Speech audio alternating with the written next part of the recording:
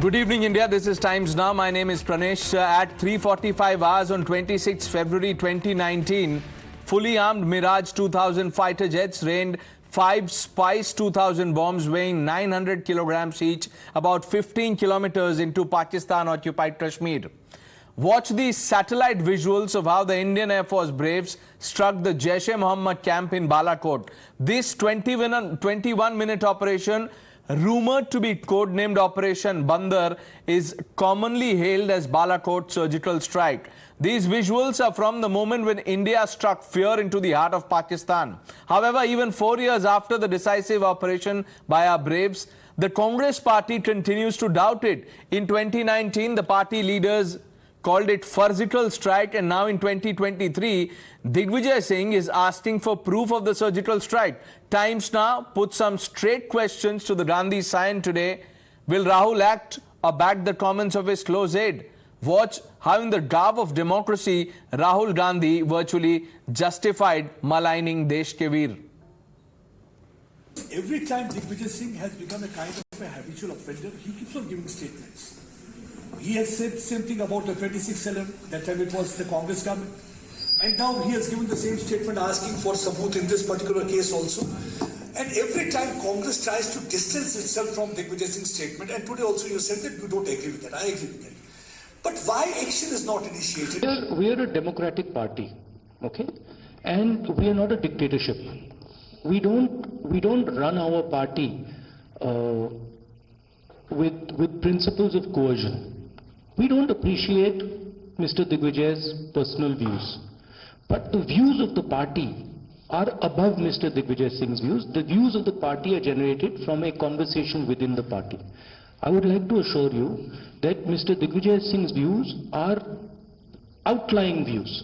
They are not views that are held by the by the center of the party. We are absolutely crystal clear that the armed forces do a job, they do a job exceptionally well, and they do not need to be providing proof for anything. Okay? It is in the culture of our party, right, to allow conversations. And sometimes when those conversations happen, people who have extreme views air their views, right? So we try to manage a conversation. You see, there's no, in the BJP, in the RSS, there's no conversation. They just decide that this is what it's going to be, and nobody can talk after that. Times Now also confronted Digvijay Singh and his party colleague Jairam Ramesh over why Pakistan was given a clean chit. Don't think that you are giving us a clean chit to Pakistan and Pak proxies. Clean chit to Pakistan and Pak proxies. What nonsense. But you don't think that you are providing handle to Pakistan but raising such questions? What nonsense. But you had given a statement, how it can be wrong? The comments made are comments by the opposition. I have got the greatest regard and respect for our defense forces. I have got the greatest regard for our defense forces. And I hold in highest esteem. But NI has already presented a charge sheet in this regard. That is a bulkiest charge sheet that says the 19 people were in that charge sheet, including Masood Azhar, handiwork of Pakistan. NI has already presented a charge sheet in this regard. That is a bulk.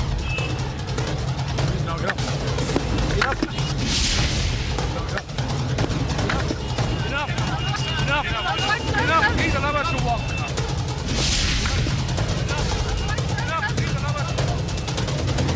प्रधानमंत्री से सवाल प्रधानमंत्री से सवाल We'll ask a question, but the question is that Bharat जोड़ो यात्रा है. And here's the Times Now super exclusive, super newsmaker joining us, man who led the surgical strike, Lieutenant General D.S. Huda, speaking exclusively to Times Now's editor-in-chief, Rahul Shivshankar.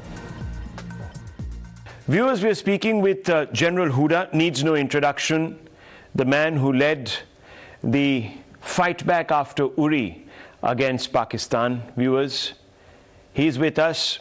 And unfortunately, this time we are talking in the backdrop of a controversy.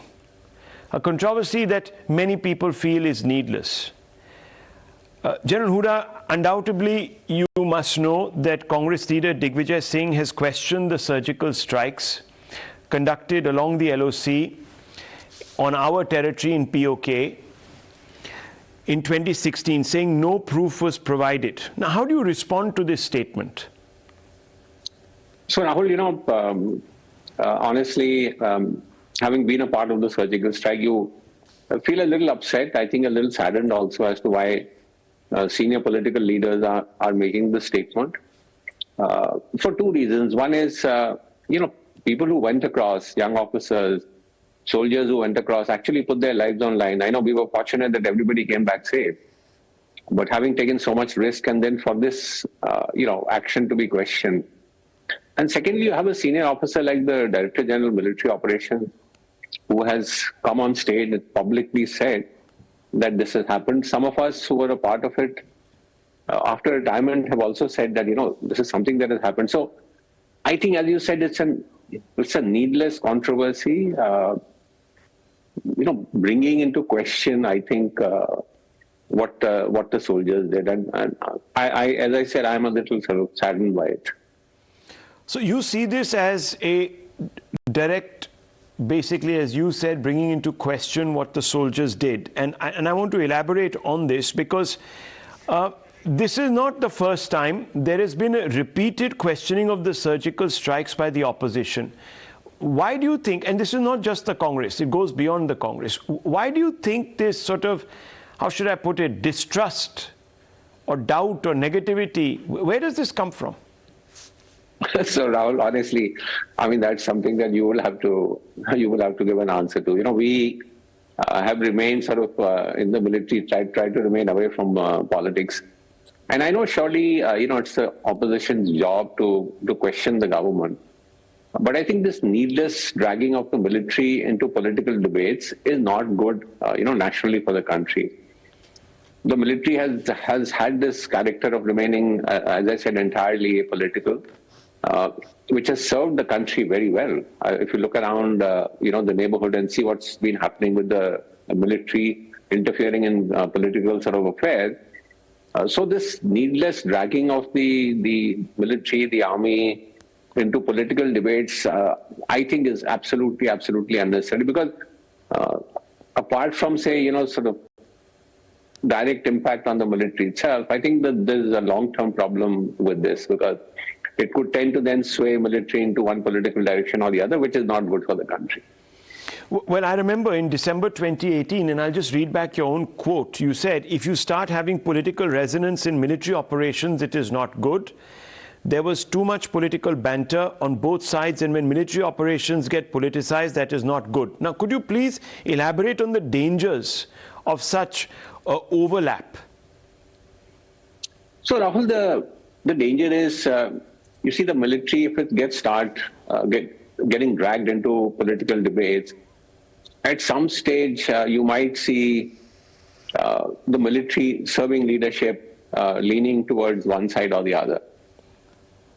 That here is this political party which appears to be sort of anti-military or is making anti-military statements, and therefore an alignment to the other side, and that alignment is not good.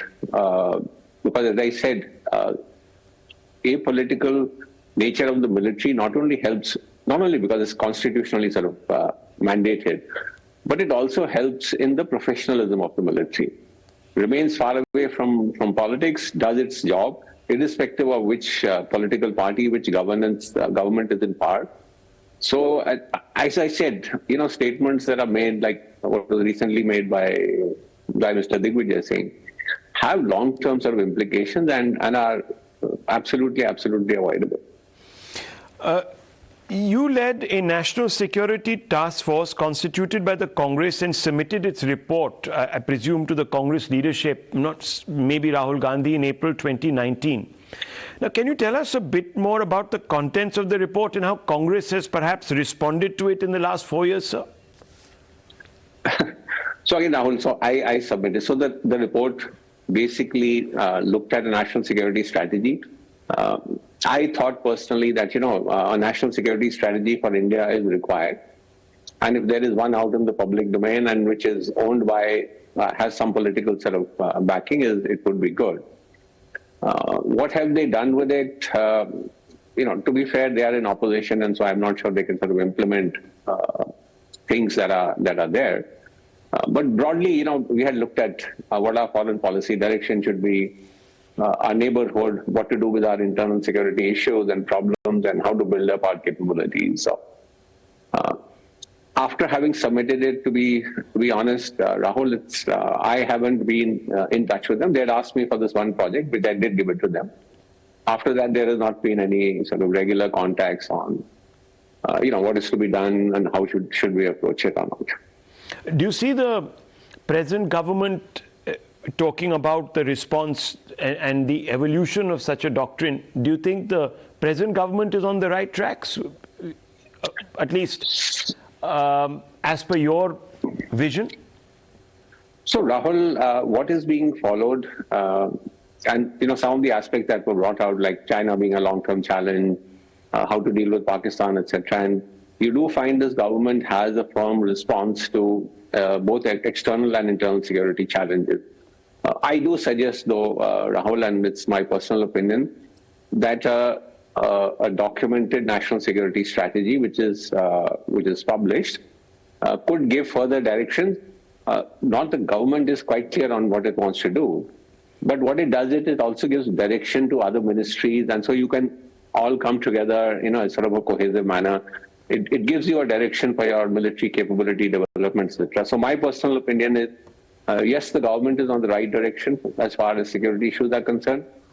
It would help, and again, it's a personal opinion, if there is a national security strategy document out there.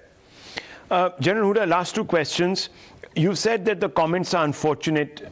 We also asked Mr. Gandhi, given the fact that they happened in the backdrop of the Bharat Jodo Yatra, to come out and expressly condemn Mr. Digvijay Singh and perhaps even seek a response from him. And he said, look, our political party is different. We're very democratic. We're very open.